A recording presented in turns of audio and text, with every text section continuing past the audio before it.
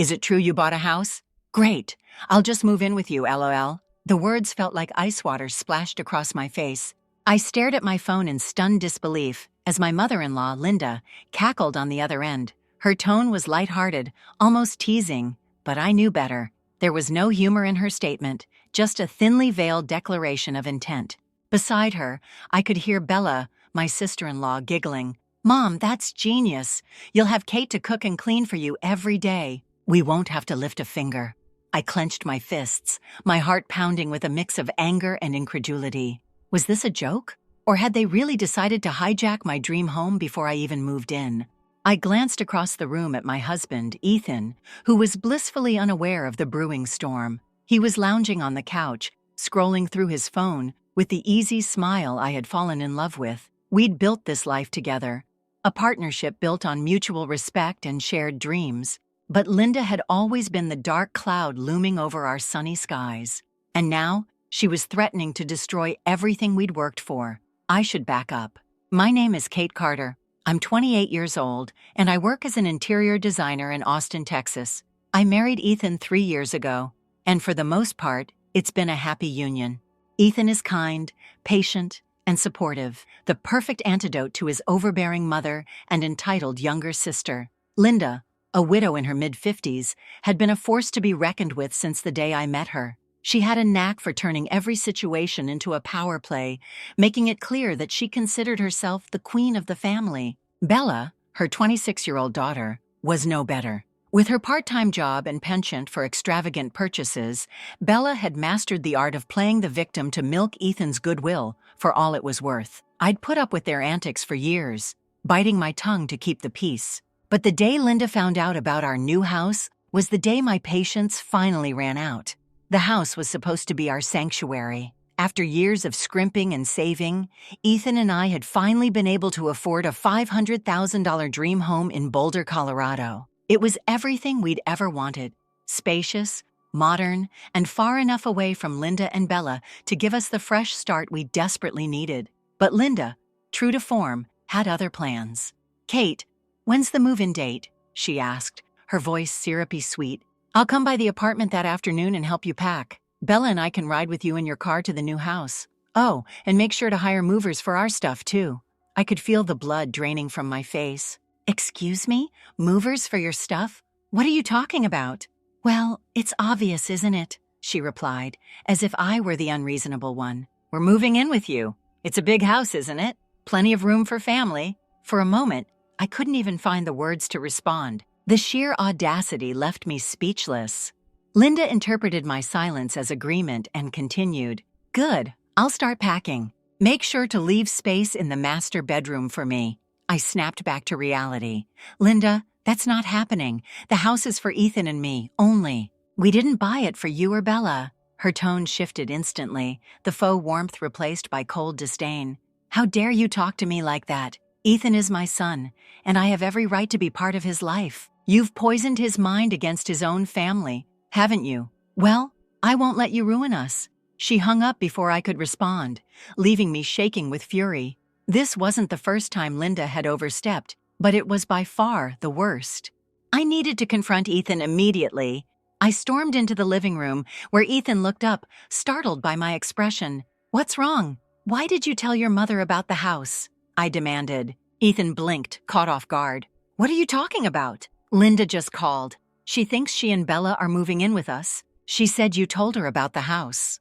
Ethan's face darkened. What? I didn't tell her anything like that. The last time she was here, she must have seen the floor plans on the table. She's been pestering me about it ever since. And you didn't think to warn me? I'm sorry, he said, looking genuinely remorseful. I didn't think she'd take it this far. You know how she is. She twists everything. Well, she's not twisting this, I snapped. She's trying to steamroll us into letting her move in. I'm not letting it happen, Ethan. Not this time. He nodded, his jaw tightening. I'll talk to her. She has no right to impose on us like this. Good, I said, my anger simmering just beneath the surface. Because if she keeps this up, I'm cutting her off for good. In the days leading up to our move, Linda's behavior only escalated. She called Ethan repeatedly, alternating between guilt trips and outright demands. Bella joined in, sending passive-aggressive texts about how selfish we were for not sharing our good fortune with the family. By the time moving day arrived, I was ready to explode. Ethan and I loaded the last of our boxes into the truck and drove to the new house, leaving Linda and Bella in the dust. As we unpacked in our new home, my phone buzzed incessantly with calls from Linda. I finally answered, putting the phone on speaker so Ethan could hear. "Where are you?" Linda demanded. "We've been waiting at the apartment all afternoon. You were supposed to pick us up." I took a deep breath, my voice icy. "Linda, let me be clear. You and Bella are not moving in with us. This house is mine and Ethan's. If you show up here uninvited, I will consider it trespassing and call the police." There was a stunned silence on the other end of the line before Linda hissed, "How dare you, after everything I've done for Ethan?" "Goodbye, Linda," I said, hanging up and blocking her number. I turned to Ethan, who was watching me with a mix of pride and relief. "Thank you," he said quietly, "for standing up to her. For us." I smiled, feeling a weight lift from my shoulders. We deserve to be happy, Ethan, and I'm done letting her take that away from us. But as I looked out the window at our beautiful new home, I couldn't shake the feeling that Linda wasn't finished yet. The first night in our new home should have been magical, a fresh start for Ethan and me, away from the suffocating grip of his mother and sister. Instead, I spent most of it staring at the ceiling, wondering what Linda's next move would be. I knew her well enough to realize that she wasn't the type to back down quietly. She thrived on control, and I'd just shattered her illusion of it. The next morning, Ethan and I were unpacking boxes in the kitchen when we heard a car pull into the driveway. My heart sank.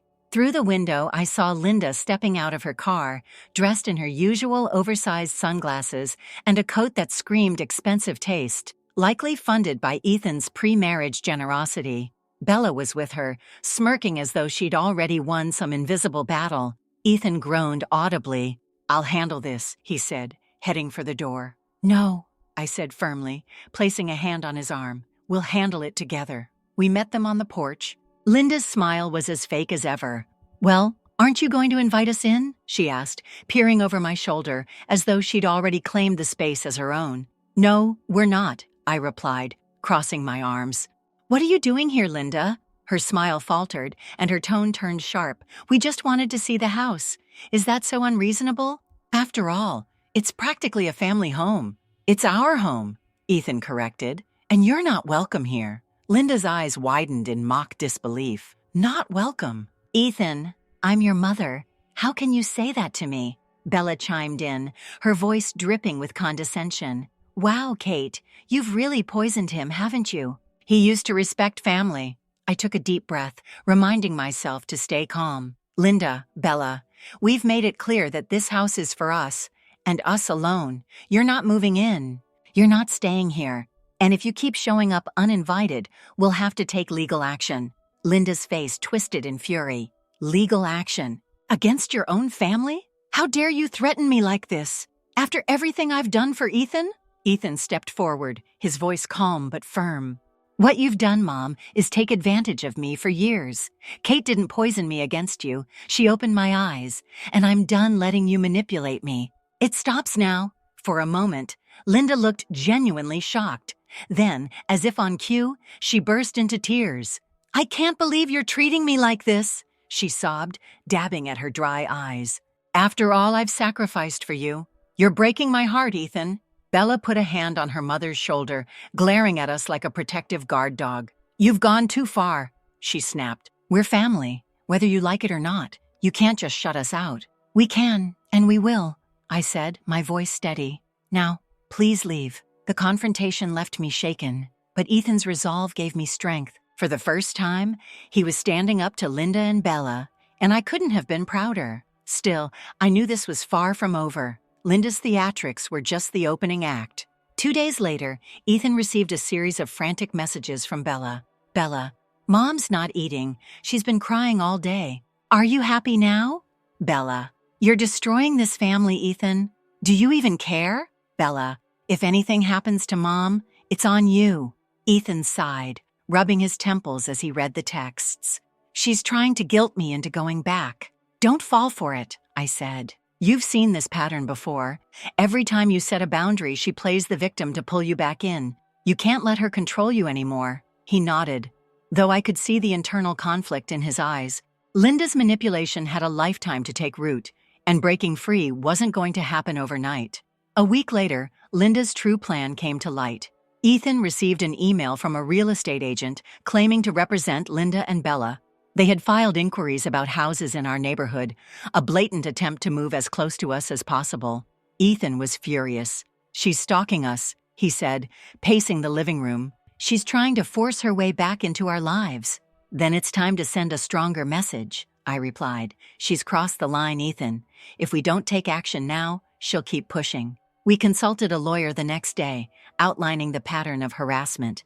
The lawyer advised us to send a formal cease and desist letter, warning Linda and Bella to stay away from our home and stop attempting to interfere in our lives. It felt extreme, but it was the only way to protect the peace we'd worked so hard to build. The letter was delivered 2 days later. Linda's response was immediate and explosive. She called Ethan repeatedly, leaving voicemail after voicemail, each one more venomous than the last. "How dare you treat me like a criminal?" she screeched in one message. "I'm your mother! You can't do this to me!" In another, "You'll regret this, Ethan. Mark my words." Despite her threats, we held our ground. The legal letter had made one thing clear. We weren't playing her games anymore. For the first time in years, I felt a sense of control over my life. Linda could rant and rave all she wanted, but her power over us was slipping away. Still, I couldn't shake the feeling that she had one last card up her sleeve. And whatever it was, it wouldn't be pretty. The week following my mother-in-law's outrageous phone call felt like walking on a tightrope. Joe and I barely spoke about the situation at first, both of us pretending we were too busy with the move. But underneath the surface, frustration simmered. I caught Joe looking lost in thought more than once, and every time, I wondered if he was regretting his decision to cut ties. Finally, 2 days before moving day, Joe broke the silence. We were sitting on the couch after dinner, sorting through paperwork, when he sighed heavily and put down the folder in his hands. "Kate," he started, his tone more serious than usual. "Do you think I made the right choice?" I paused, looking up from my own pile of documents. "What do you mean?" He leaned back, running a hand through his hair. "Cutting them off. My mom, Claire. They're still my family, even if they've made things so difficult. Part of me feels like I'm abandoning them." I put down my pen and moved closer to him, taking his hand in mine. "Joe, it's okay to feel conflicted. They're your family, and of course, you love them. But love doesn't mean letting them take advantage of you. Sometimes, setting boundaries is the most loving thing you can do, for yourself and for them." He nodded slowly, his grip on my hand tightening. I don't want to feel like a bad son." "You're not a bad son," I said firmly. "You've been more than generous to them for years, but now it's time to focus on building our future. You're not cutting them off out of spite. You're doing it because it's what's best for us." Joe's shoulders relaxed slightly, and he gave me a small, grateful smile. "Thanks, Kate. I needed to hear that." On moving day, we woke up early to finalize packing. The movers arrived promptly at 8 a.m., and by noon, all of our belongings were loaded onto the truck. Joe and I followed in our car, leaving behind the apartment that had been our home for the past 3 years. The new house was everything we had dreamed of. Spacious, modern, and bright, it felt like a fresh start. As we unpacked, I couldn't help but feel a sense of relief knowing we were finally putting distance, both physical and emotional, between us and Joe's family. But the peace didn't last long. Around 1 p.m., my phone buzzed with a call from my mother-in-law. I hesitated before answering, already bracing myself for the worst. "Hello? Kate, where are you?" Maria's voice was sharp, her irritation evident. "I told you I'd be at the apartment this afternoon. You were supposed to take us to the new house." I took a deep breath, forcing myself to stay calm. "Maria, we never agreed to that. The movers have already come and gone." "What do you mean? Are you telling me you've already moved without us? How could you be so selfish?" I could hear Claire's voice in the background, laughing mockingly. "I told you, Mom, Kate only thinks about herself." "Listen," I said, my patience wearing thin. "Joe and I have no intention of living with you or Claire. This house is our space, and we've made it clear that we're not including you in this move." Maria's tone turned icy. You're making a big mistake, Kate. You're tearing this family apart." Before I could respond, Joe, who had been listening quietly, took the phone from my hand. "Mom," he said, his voice cold and steady, "Kate's not tearing the family apart. You and Claire have been doing that for years with your constant demands and manipulations. We're done. Don't call us again." He ended the call without waiting for her reply, then blocked her number on his phone. Turning to me, he said, "That felt oddly satisfying." I couldn't help but laugh, despite the tension. Welcome to the dark side. The next day, as Joe and I settled into our new home, I felt a sense of accomplishment. We had stood our ground and prioritized our own happiness for once. But deep down, I knew Maria wouldn't give up so easily. Sure enough, later that evening, Joe's phone buzzed with a text from an unknown number. It was Maria. "Joe, please don't do this. I'm your mother. We can work this out." He showed me the message, his expression unreadable. "What do you think I should do?" I thought about it for a moment before replying, "That's up to you." But if it were me, I'd let her know that our boundaries aren't up for negotiation. Joe nodded and typed out a reply. "Mom, I love you, but this is how it has to be. If you're willing to respect our boundaries, we can talk. But if not, this is goodbye." When the message was delivered, Joe put down his phone and sighed. "Do you think she'll ever change?" I shrugged. "Maybe. But even if she doesn't, we'll be okay. We have each other, and that's what matters." As we sat together in our new living room, surrounded by boxes and the promise of a fresh start, I felt a sense of peace I hadn't experienced in years. No matter what Maria did next, I knew we'd face it together. The silence after Joe's decisive response was brief. A storm was brewing, and we both knew it. It wasn't long before Maria's meddling resumed, only this time it was more calculated and audacious. Her new approach? A barrage of guilt-ridden emails, texts, and even handwritten letters. Each message was more dramatic than the last. "You've abandoned me in my old age," one letter read. Another text declared, "Claire and I have sacrificed so much for you, Joe. How could you repay us like this?" Joe, to his credit, stood firm. He read every word with a neutral expression, refusing to let her manipulate him. Meanwhile, I couldn't help but feel a pang of anger at her relentless attempts to control him through guilt. "She's trying to pull you back into her web," I warned him one evening as we sorted through the pile of letters she'd sent. "You can't let her do this to you." He nodded, his jaw set in determination. "I won't. We've come too far to let her ruin this." The tipping point came a week later. Joe and I were hosting a small housewarming party for a few close friends. It was a modest affair, just drinks, snacks, and laughter in our new living room. We were finally starting to feel like this house was truly our home. In the middle of the party, my phone buzzed with a call from an unknown number. Ignoring it, I returned to the conversation with my friends, but the phone rang again and again. Annoyed, I excused myself and stepped into the hallway to answer. "Hello? Kate? How dare you throw a party and not invite us?" Maria's voice hissed through the receiver. I froze, shocked. "You think you can just cut us off and play happy families without us? Well, I have news for you. Joe will never truly be free of his real family." Before I could respond, she hung up. Shaking with anger, I returned to the living room and pulled Joe aside. "Your mother somehow knows about the party," I whispered. "She just called me." Joe's face darkened. "She must have been spying on us," he said, his voice low. "Maybe one of the neighbors told her." I could see the frustration in his eyes, but I also saw something else. Resolve. "Kate, let's end this once and for all." The next morning, we sat down together and drafted a letter. It was direct, firm, and left no room for misinterpretation. "Dear Mom and Claire, we've made our decision. We're moving forward with our lives, and we need space to do that. Your repeated attempts to manipulate and guilt-trip us are not only hurtful, but also unacceptable. If you cannot respect our boundaries, we will have no choice but to cut off all contact permanently. This is not a decision we make lightly, but it is one we feel is necessary for our well-being. We hope you can reflect on your actions and find a way to move forward as well. Sincerely, Joe and Kate." Joe sent the letter via email and followed up with a printed copy in the mail. As soon as it was done, a sense of relief washed over both of us. "There," Joe said, exhaling deeply. "Now the ball is in their court." For a few days, we heard nothing. The silence was unsettling, but also oddly peaceful. Then, the inevitable happened. An email from Maria arrived in Joe's inbox, laden with accusations and vitriol. How could you do this to your own mother? After everything I've done for you. Kate has poisoned you against us. Joe read the email aloud, his voice steady but tinged with sadness. She doesn't get it, he said, shaking his head. She never will. Then it's time to stop giving her the power to hurt you, I said gently. Block her, Joe. It's the only way. With a heavy heart, Joe nodded and hit the block button.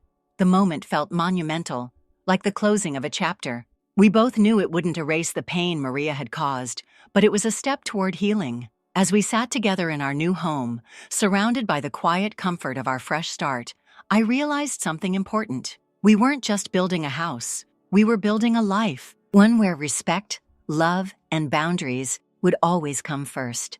Blocking Maria and Claire was a turning point. For the first time in months, Joe and I felt like we could breathe. The relentless flood of guilt and manipulation finally stopped, leaving behind an eerie silence. But that silence didn't last long. It was shattered when we received a letter addressed to both of us, postmarked from Maria. Joe and Kate, it began in her unmistakable handwriting. I can't believe how heartless you've both become. Cutting off your family like this is unforgivable. But if this is what you've decided, then so be it. Don't come crying back when you realize the mistake you've made. I put the letter down, my hands trembling. Joe read it over my shoulder, his jaw tightening with every word. She's still trying to guilt us, he muttered. She can't admit any fault. It's not surprising, I said, my voice steady. But it doesn't matter. We've made our choice. A few weeks later, we got an unexpected invitation. Maria and Claire had planned a family gathering to celebrate Claire's birthday. The invite arrived through a mutual family friend, likely because we'd blocked their direct attempts to reach us. It was an elaborate affair, set to take place at a fancy restaurant in town. Do you think we should go? Joe asked, holding the invitation. His tone was hesitant, conflicted. I hesitated too. A part of me wanted to confront Maria and Claire one last time, to show them that their manipulation no longer held power over us. But another part of me was wary. If we go, we need to be prepared for whatever they might try, I said. They'll likely use this as a chance to pull some stunt. Joe nodded, his resolve hardening. Then let's go. Together. The restaurant was buzzing with activity when we arrived. Maria and Claire were seated at a large table with a few other family members, their faces lighting up in feigned surprise as we approached. Joe, Kate, you made it, Maria exclaimed, her tone overly saccharine. We came to keep the peace, Joe replied firmly. Nothing more. The dinner started off civilly enough. Polite small talk, awkward silences, and forced smiles filled the air. But as the evening progressed, Maria's true colors began to show. It's such a shame you two have been so distant, she said, her voice dripping with passive aggression. Family is everything, after all. Joe shot her a sharp look. Family is supposed to be supportive, not controlling, he said. We distanced ourselves because we needed to protect our peace. Maria's smile faltered. Protect your peace? From me? That's ridiculous, Joe. I've only ever wanted the best for you. Wanting the best doesn't mean ignoring boundaries, I interjected, my tone calm but firm.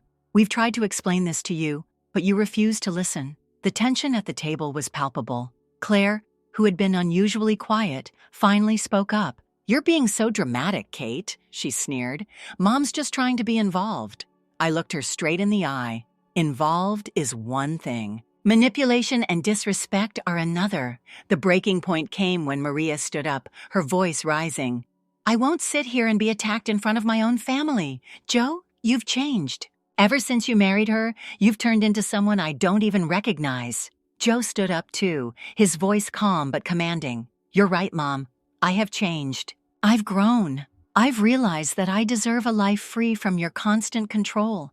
And if you can't accept that, then you're the one choosing to distance yourself from me. Maria was stunned into silence. Claire looked furious, but neither of them could find the words to respond. Joe reached for my hand, and together, we left the restaurant without looking back. That night, as we sat on the couch in our new home, Joe turned to me. I feel like a weight has been lifted, he said. For the first time, I stood up to her without backing down. I squeezed his hand, proud of the strength he had shown. You did amazing, I said. This is our life now, Joe. our rules, our boundaries, and no one gets to take that away from us. As we sat there, the warmth of our home enveloping us, I realized that this was the start of something new. We had faced the storm and came out stronger on the other side, and for the first time in a long time, I felt truly at peace. In the weeks following that tense dinner, the silence from Maria and Claire was deafening. They had always been vocal, their opinions and demands filling the air like a relentless storm. Now, without their interference, Joe and I could finally breathe. Joe spent more time focusing on his career, pouring himself into projects he had been too distracted to fully commit to before. I, too, found a sense of calm I hadn't experienced in years. Our new home became a sanctuary, a place where we could dream, plan, and simply exist without the weight of outside expectations. But Maria wasn't one to let go easily. One evening, Joe received an email from her. It was long, filled with a mixture of apologies and excuses. She acknowledged some of her behavior, but still tried to justify her actions, claiming she only wanted what was best for Joe. "What do you want to do?" I asked Joe after he read it. He sighed, running a hand through his hair. "I don't know. Part of me wants to believe she's sincere, but another part knows this might just be another way to pull us back in." We agreed to take our time before responding. Joe needed to process his emotions, and I wanted to support him without pressuring him into a decision. Meanwhile, Claire remained silent, likely embarrassed by the fallout of her and Maria's actions. A month later, Joe and I hosted a small gathering at our home. Friends and supportive family members filled our living room, their laughter and conversations creating a warmth that Maria and Claire's presence had always lacked. As I watched Joe interact with our guests, I saw a new confidence in him. He was no longer the man torn between loyalty to his family and the need for boundaries. He had chosen a path that prioritized his well-being and ours. Toward the end of the evening, one of Joe's aunts pulled me aside. "I just want to say," she began, "you've been so strong through everything. Joe's lucky to have someone like you." Her words touched me deeply. "Thank you," I said. "But honestly, I feel lucky too. Joe's grown so much, and I'm proud of the person he's becoming." A few days after the gathering, Maria reached out again, this time through a handwritten letter. It was a different tone, more reflective, less defensive. She wrote about her own struggles after Joe's father passed away, admitting that she had leaned too heavily on Joe and Claire, creating a dynamic that wasn't fair to anyone involved. Joe read the letter aloud to me, his voice steady. When he finished, he folded the paper and placed it on the table. "I think she's trying," he said, "but I'm not ready to let her back in. Not yet." I nodded. "Take your time. Healing isn't a race." Over the next year, our lives flourished. Joe received a promotion, and I took on a leadership role at my company. We traveled, celebrated milestones, and continued to build the life we had always dreamed of. Maria and Claire remained on the periphery, their attempts to reconnect met with careful consideration but firm boundaries. One day, as Joe and I walked through our neighborhood, he stopped suddenly and turned to me. "Thank you," he said, "for standing by me, for helping me see what I deserve. I couldn't have done any of this without you." His words brought tears to my eyes. "You've done the hard work, Joe. I'm just glad we're in this together." The story didn't end with a dramatic reconciliation or a perfect resolution. Maria and Claire were still a part of Joe's life, but on his terms. The scars of their actions remained, but they no longer defined our lives. Instead, they served as reminders of how far we had come and how much we had overcome. For the first time, our future felt like it belonged entirely to us. Free from the weight of manipulation and guilt, we were finally free to live, love, and thrive.